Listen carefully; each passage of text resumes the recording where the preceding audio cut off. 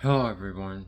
It's been a long time, but I had I did so many subjects on the Jehovah Witness, ex-Jehovah Witness. I'm sorry, and I've been there's just so many things I'm working on, so many projects, but I always thought about my ex-Jehovah Witness brothers and sisters all the time.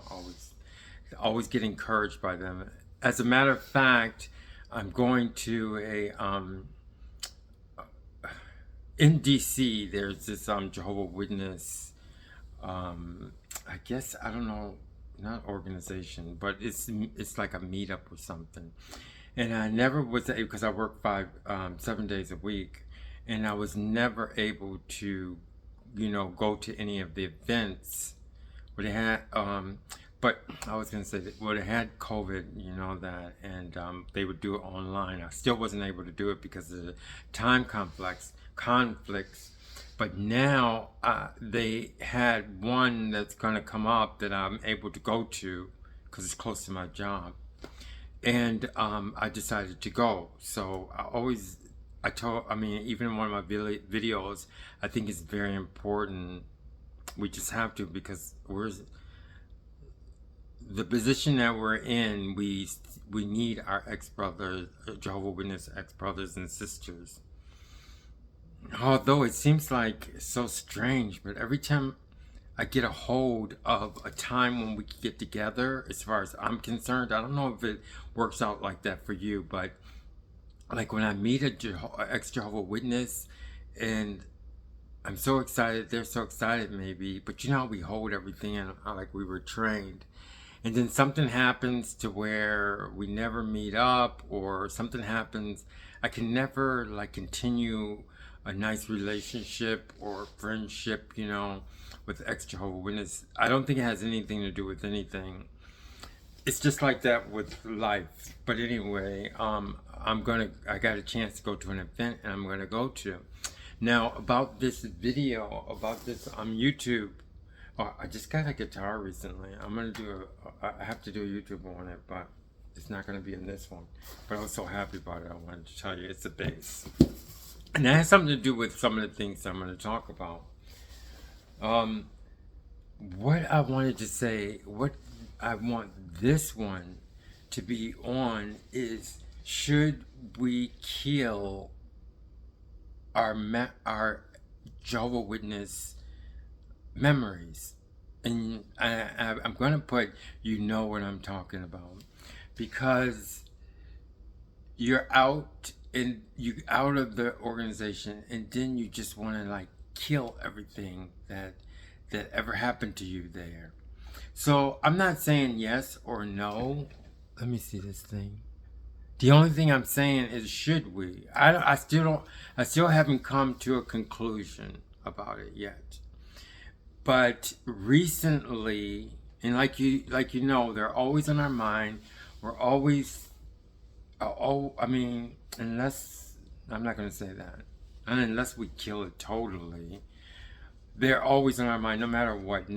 Even I have a brother who's an ex-Jehovah Witness, half brother, who's an ex-Jehovah Witness, and sometimes he says some things like, "Oh, forget about it, forget about them," But I know still deep down inside he's still interested, because if something happens, he tells me, in the organization that he gets information. So I'm just saying, should we kill our Jehovah Witness memories? And that's what it is, memories. And as you get older, you know how memories are very important. Okay, you review things, you have to fix things. When you get older, I'm older, but you do have to fix things. You have to understand what's that. Because some people will keep going without doing this, but I'm a person that when I get older, or when I learn something, I correct it. That's so important. Maybe that's some good advice. But so that's what it's about. It's about, should we kill our Jehovah Witness memories? Okay. And it's been in my mind just recently. Like, for instance, I started thinking about, like I said in my other YouTubes, how much I loved not my, I had a big family in the Jehovah Witnesses. And I had a cousin that I really loved and the things that we used to do. And before, when I talked about the video, when I talked about her, it was like stored in a place in my heart or my mind to where it was like boxed up and don't go there. But then I want to say, is it healthy? In some ways, I don't think it's healthy.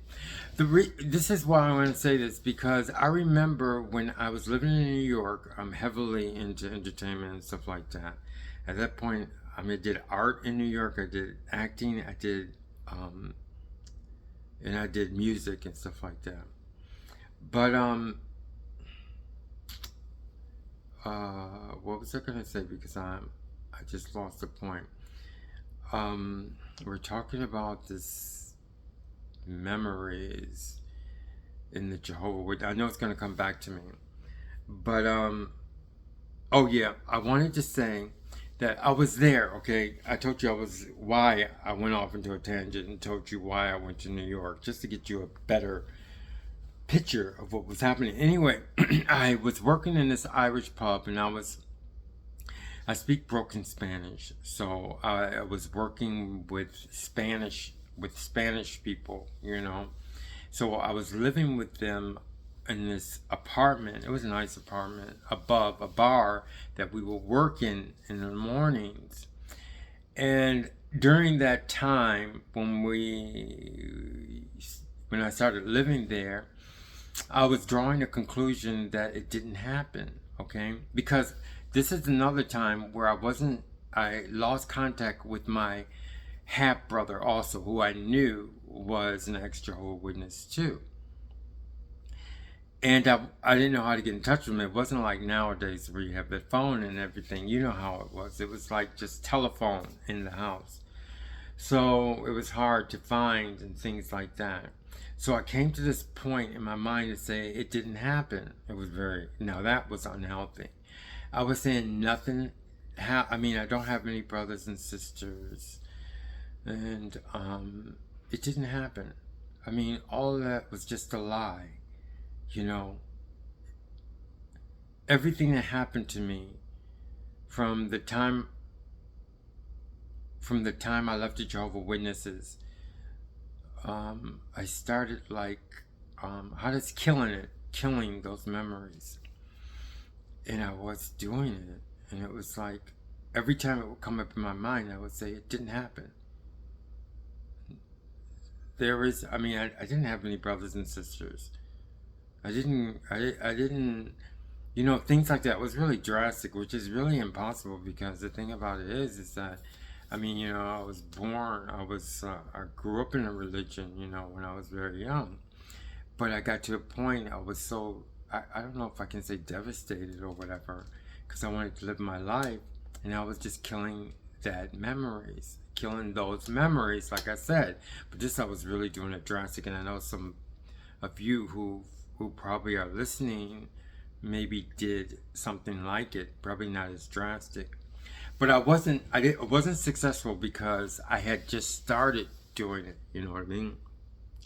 And then one time I was like in the kitchen. I remember there's the kitchen, and there's the living area, and they have like a nook for where you could see into the living room, and I was sitting on like a bench, and a kitchen bench or whatever, and somebody called, and it was my brother that we grew up with. But I say half brother, but he was my full brother.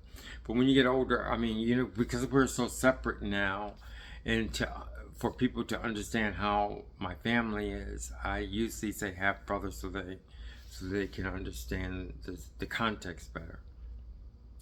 So, but we're just like brothers, and we grew up like brothers and sisters.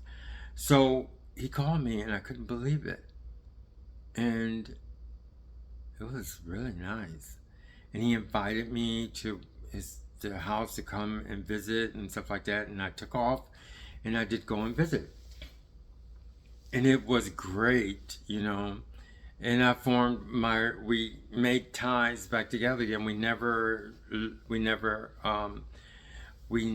severed those ties at all. There's been times when we didn't talk and stuff like that because of business and things like that, but we still keep in contact. A certain amount of time doesn't go by to where we're talking. So then, well, I couldn't do my task that I wanted to kill all the Jehovah Witness and family and whatever in my mind. Okay, so I can actually say he probably saved me. I don't know what I would have turned into, but I have to say God is the one. But you know, that's of course the number one, the Father who did everything to put us together and stuff like that. Okay, and the reason why it happened because I listened and I don't know if I prayed or whatever, but you know, I know I believed in things like that. You know what I mean? So I'm just not giving the credit to myself or my brother. Okay, so you understand what happened. So now I know that I couldn't just kill those memories. I was killing them all. Okay. But then after that, now what I'm talking about is I still went back to where I was, to where I wouldn't think about anything that happened. You know, sometimes I think little glimpses of things that happen, but I don't really get into it. But now I'm saying that maybe it's a good idea, which I haven't drawn the conclusion yet, to keep the Jehovah Witness memories. Okay, I'm not talking about going back or anything like that. I mean, I'm not going back. I already even talked to God about it. I mean, the only thing I'm talking about is the memories. Okay, memories are very important. Things I learned from them, things I learned while I was young, because is my life. So that's one reason why I say I don't think that I decided. I think I'm going to decide to open up those memories and see what happened. You know, because it helps you and it strengthens you, and then you could see how you are right now. Like right now, I see all the benefits I have for being myself, for growing, for making my decisions and things like that. Maybe because I'm a stronger person now, maybe I can do it. Before I wasn't as strong, but I keep building up my strength. So now I think maybe that's why I'm able to do it now. Like I said with my cousin, now I go into detail. Like I remember when they one of the meetings they said no debased music. You're not supposed to listen to any debased music. I mean, they were like ripping it apart, and I believed it just because they said it. And I got all my albums. It was really hard. It was really, I can't even believe I even did it. All my albums, and I went to my cousin's house, the one I was telling you about, and I said, I'm getting rid of these albums because it's debased, I guess. And she said, well, don't get rid of this one, and don't get rid of this one. And I remember she took some, but she didn't say yes or no. She just like, if that's your decision, you know. And now I go into that memory, and now I can see one thing. The reason why I think it's beneficial, because now I think about which albums did I give her, you know what I mean? And that's part of me, you know. I think I don't know if it was a Journey, it was a Billy Joel, I don't know. But that's what I'm saying. If I kill all those memories, what about, I need to know which songs, especially now, it's getting back into music, which are the albums. Sometimes I'm talking to a friend these days, and I'm saying, I bought this album, but I just say I bought this album, and I don't want to go, I can't go back, because I kind of killed a lot of the memories. But now I decided to go back, because once you box something in your mind about the memories, I'm not saying we killed them, but we numb them or whatever, I don't know what it is, then we can't go back. It'll take us a while, okay? And now I'm opening up because I need to know, like, what songs did I like? What albums did I get? So now recently, instead of saying, oh, I bought that album, I kind of like now remember buying the album. You know what I mean? I remember being in the congregation, and I remember when Diana Ross came out with Upside Down. I mean, like, I remember us talking. I'm bringing that memory up, you know what I mean? So I'm saying things like that, if you kind of get what I'm talking about now. But the thing that it affects, if we kill those if I kill those memories, or I box them in my mind, I can't just draw them because it's in a box. Seriously, that's the way it works. I'm almost sure. Because now I see why I did certain things when I was young. So I'm essence, that's what I'm trying to say is, the reason why I want to bring the memories back and not kill them, because a lot of it had to do with me, like my decisions. I'm not talking about the Jehovah Witness ones. I'm saying because of the fact we kill our memories, we have other things in those memories that we need now, okay? And as a last example, okay, I'm going to say this. This is the major thing that I decided to do. Me and my friend, and I always thought it was me, okay? This is 100% true. You know, if I tell you this, it's the honest truth. I had one of my songs stolen. I was a songwriter and stuff like that, if you know all my videos. And one of them were stolen, okay? After like 5 or 6 or 7 years, I had given my certain songs, it was, but I'm just talking about 2 of them, to a company, because I would fly to New York and give these songs personally, okay, to this company. But I can't mention the song, I can't mention anything, okay, but it's definitely true. And killing the memory, okay, like I'm saying, okay, or boxing the memory like I did, I don't really know. I didn't want to go into. I would just automatically. I would just say I wrote the song, okay, but there was a story behind it. But anyway, the song was written and it was stolen and it hit like really big, okay. And I was coming out of Jehovah Witness, and at that time I was coming out of the Jehovah Witness, and I was going through a lot of problems, and I went to a lawyer. But back then, you already know you need an entertainment lawyer, which you can't find. Back then you can't find. It's not like you have that smartphone like we have now. So if you didn't have any lawyers around you, forget it. You're not going to find them unless it's just time and the money I didn't have or whatever. And plus I was young. But I didn't copyright them or anything. And they stole the song, and the song hit because I was sleeping. And when I was sleeping, I was actually sleeping, and I woke up to hear my song. It was like, but actually it was like 2 songs that I wrote, and they put them into one, okay? And that's why I know it was me, because I know even God would not allow me to like say this if it wasn't true, okay? So actually I woke up and that was the song, and I wanted to do something, and the way everything was done, I knew it was the song. I knew it was the song that I wrote, and plus I was going through all these problems. But because, now this is where I'm getting into the memories again, I never refer to those memories. Okay, that's another thing why I think it's not good, because, and I'm not talking about getting back to Jehovah's Witnesses in any way, or being soft or tender or breaking down in any way. I'm just talking about the things that I have that happened to me. What I'm saying is the things that happened to me during that time I wrote the song was boxed, okay, or it was in, like I said, it was kind of, maybe I didn't kill it, no. But it was like boxed, almost killed, okay? But I know you can kill memories, like I told you.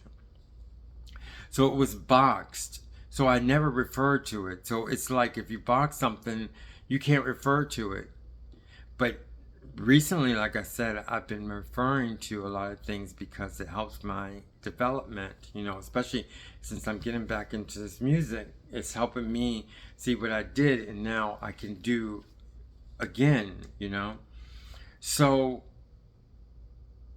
this is what happened when I was Jehovah Witness. There was this one, I have to say brother, okay? This one brother when I was Jehovah Witness. Maybe you understand that because I'm saying that, because that's how I remembered it. Like I'm saying, I have to go back, you know what I mean? If I say no, it's not a brother, then it's kind of complicated, but you understand what I'm saying. Back then he was a brother. So I remember we were always interested in music together. Now, before I started doing this, I totally blanked him out of the whole picture, okay? So I'm going to finish the story, and then let you see what's going on. So he said, after the meetings, you talk to your friends and stuff like that. So he was saying, oh, why don't we get together and write a song? You know what I mean? I go, he knew that I was like interested in the music a lot. Everybody, a lot of my friends in my neighborhood that was Jehovah's Witness, we had like 3 in our neighborhood, and we just knew, but as Jehovah's Witness, you just know it's for fun and it's nothing ever is gonna come of it. So I said, yes, come over, you know what I mean? Sometime. But we would always talk about it. But I remember one time when Stacey Lattisaw came out, I really loved her. And it was just like great, especially she was in our area. And I remember we were in a car and we were listening to his song. I don't know, he was dropping me off or something like that at home after the meeting or something. I don't know exactly what happened.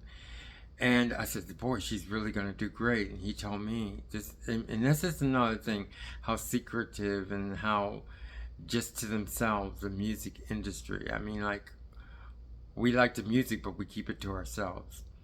And he was really into it because I know now that he really was, because he goes, she's not gonna do anything else. And so that means that he had already did what I am doing, okay? What I was doing, but he had already a past of it, because for him to know that means he had to been following music, he had to have some kind of interest, and plus he was a guitarist. And he goes, I guess I could say his name. His name is Larkin. I'm sorry. I'm going to say that because I'm not killing memories anymore. It was Larkin Mills. Okay. And so anyway, like I said, we were in the car, and he goes, she's not going to do anything. I said, her voice was so good. And so he said, she's not going to do that much. And as time went on, he was right. Okay. But anyway, one time he came to my house with a guitar. And I said, okay. And we went upstairs to my room, and I laid in the bed, and he sat on the side of my bed. And I was working a lot. So he started strumming the guitar. And I came up with, I'm definitely a good lyric and songwriter.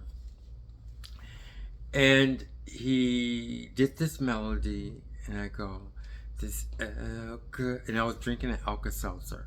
Alka-Seltzer, for my stomach. Remember the Alka-Seltzer. And I drank the Alka-Seltzer while he was singing, and I go, this Alka-Seltzer's bad, and it's got to change some kind of way. But back then, what we do, we have the recorder, okay? So we have a tape recorder. You don't see tape recorders anymore. But there's so many cute things we had. So I I recorded it as this self is bad and it's got to change some kind of way. And but I can't. But then I said, okay, I got those lyrics. He wasn't there that long, and I go, okay, we're gonna because it was kind of like, you know, our Jehovah Witness. You got to say, okay, well, we're gonna keep doing it, but you can't really act like you want to do something. Okay, we're gonna keep working on that song. I said, I'm gonna do some lyrics for it, okay? So then he left, and I came up with these lyrics. Not this Alka-Seltz is bad, and it's gotta change some kind of way. So I put words in that, okay? And the reason why I'm making this point is because I always said that somebody stole the song from me, okay? But in actuality, me and him did the lyrics, okay? And because I have boxed that information, I would have done the same thing, kind of, not intentionally. This person did it intentionally. I would have kind of did it by mistake, but he still wouldn't have got credit for it. But in actuality, and even I would talk to people about it, but because I have totally boxed it, I could never go back in and say, hey, this guy helped me, you know, this brother when I was Jehovah Witness helped me do this song, okay? But now that I'm unboxing everything, I can see what actually happened. Like the details I was telling you about, I boxed them. But now I kind of opened them to see what happened to me, okay? And now I think it's going to make me strong because I'm going to see how all the things more about myself. So, and like I said, now, and I'm going to find out. I mean, I did it so many times about this song, okay? Not that I want to, but I have. It's almost like I have to. And they did the song again, okay? They did the song again in a rap song, okay? Big sample, and it blew up also. And I still couldn't do anything, okay? So I am going to do something, but I'm not worried about it or anything like that. But now I can actually say it wasn't just me. I mean, like, I did the lyrics and he did the melody. So I would have to credit him with something, okay? And that would be the honest way.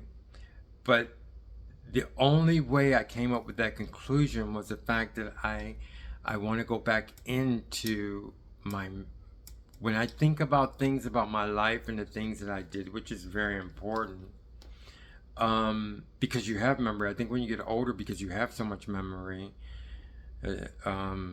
that you have to go over things, okay? Because you have to build on everything that you do, okay? So now, when this does come to the point to where I'm actually going to do something about this song, not that I really want to, it's just something like maybe I think I have to. I don't know. I mean, you know, if somebody lived their life off of something that you did, and I'm not saying I'm mad or anything like that. I don't know. It just seems like because they were so malicious in doing it, okay? And yes, I forgive the person and all this other stuff, and I know they had to really go through a lot of really bad things in their mind to do it. But it's just something that I have to do, it seems like. And now maybe I have to do it even more because it wasn't just my song. If I do it, I would have to put his name down too. Because he was now I can see how much of a friend he was.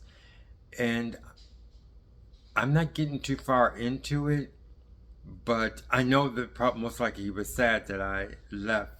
A lot of people were sad that I left, but I'm just going to leave it at that. So what I'm saying is that I don't think it's a good idea, or I don't think it's healthy, or I think it'll make us more of a stronger ex-Jehovah Witness if we open up our boxes and say, okay, I'm going to see what really happened to me. I'm not talking about anything about being a Jehovah's Witness or anything like that. I mean, I heard people say, I want to go back, I want to go back. That's something totally different. The only thing I'm saying is, now after talking to my ex-Jehovah's Witness brothers and sisters, I don't think it's healthy, or I don't think it's a good idea to kill or box our memories of being a Jehovah's Witness. Okay? So anyway, that's one this one is a very important YouTube that I got, because it really strengthens me to learn more. And it's funny, being an ex-Jehovah's Witness, how much we grow and how much we continue to learn about ourselves. And we're definitely different. I don't know. It's the other religions. I mean, you have Scientology, you have Mormons and things like that, but this is the religion that actually says that they're the religion, and they use the Bible and they use God to do something. How can they're actually,